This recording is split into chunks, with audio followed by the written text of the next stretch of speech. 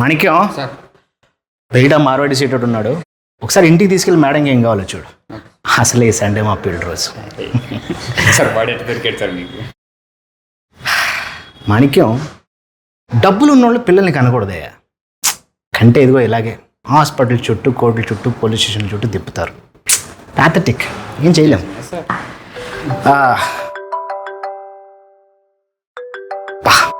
ఈడొకడు crime rate ఎక్కువ అవుతుందంటే వీడు కమిషన్ రేట్ మాత్రం తగ్గించుకోడు. వీడు కమిషనర్ ఆఫ్ పోలీస్ కాదు, కమిషన్ల పోలీసు. సార్ చెప్పండి సార్.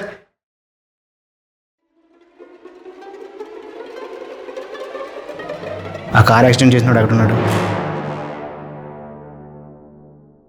కార్ యాక్సిడెంట్ చేసావు, 3 డెడ్, 2 ఐసీయూలో ఉన్నారు. తాగి చేసావా? లేదు.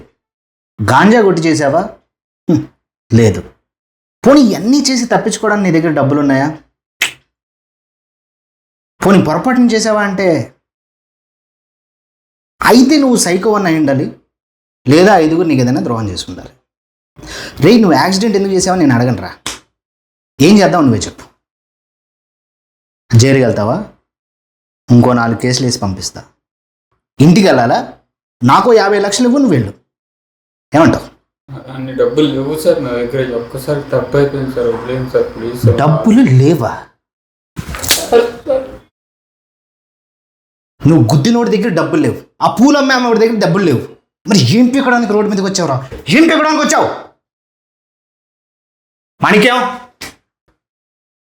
ఆ Mokila drugs case, unidentified body case, ఆ ఇంకో మర్డర్ కేసు ఉంది కదా, అది కూడా వీడి మీద వేసి సైన్ తీసుకో.